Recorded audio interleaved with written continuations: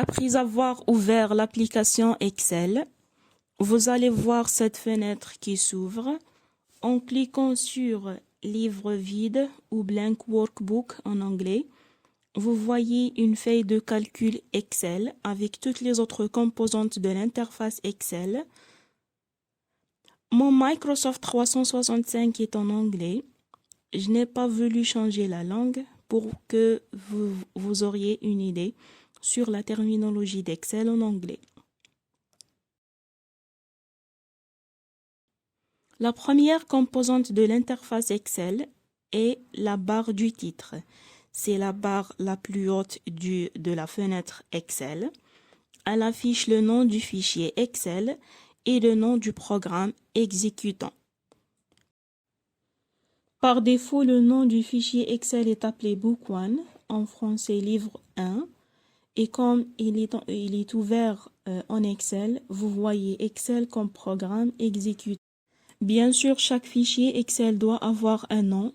Et pour changer le nom du fichier, on peut tout simplement cliquer sur le raccourci Save dans la barre d'outils d'accès rapide.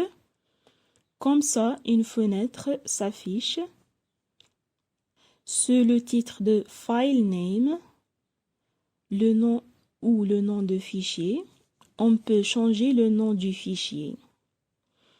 Ici, nous avons par défaut le nom du fichier et Book 1. Donc, on va le changer à Biologie, Biologie cours 1.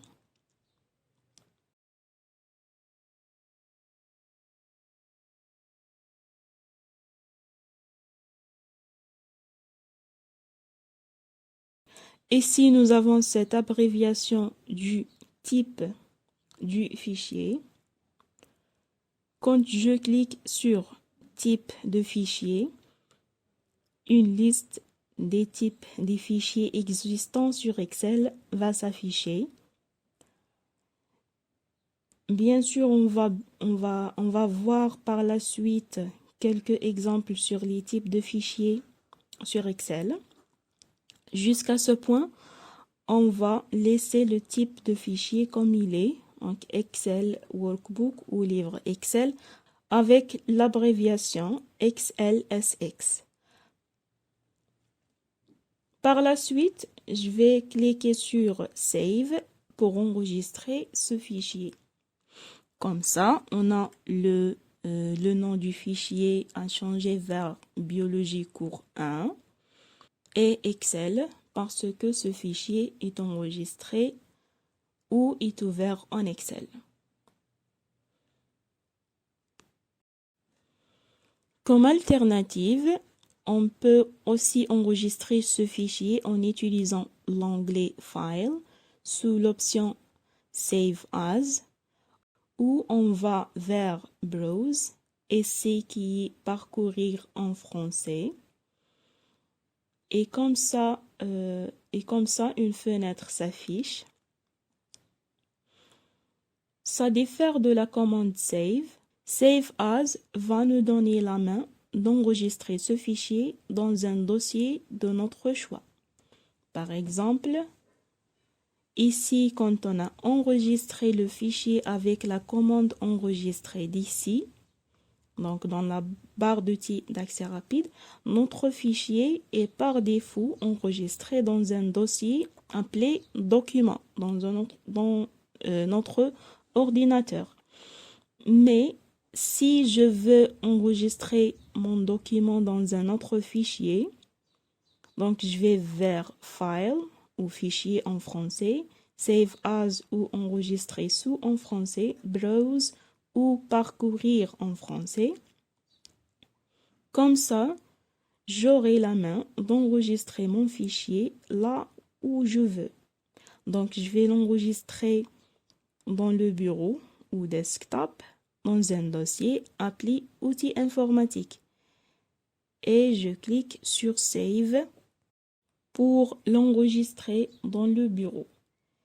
Mais les deux fichiers, celui enregistré dans le dossier document et celui enregistré dans le dossier outils informatiques, ne sont pas les mêmes. La deuxième composante de l'interface Excel est la barre d'outils d'accès rapide. C'est une barre personnalisable.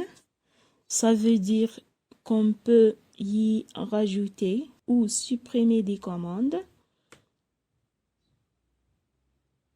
Vous pouvez par exemple ici faire un raccourci vers la commande New ou Nouveau en français qui va vous donner un nouveau workbook ou livre Excel.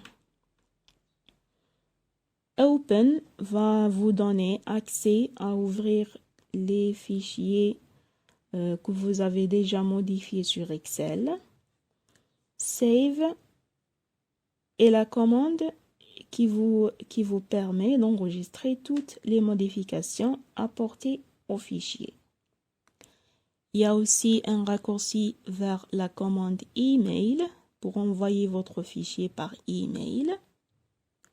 Il y a aussi la commande Quick Print pour imprimer votre document et plein d'autres commandes. On peut aussi rajouter d'autres commandes à partir de More Commands.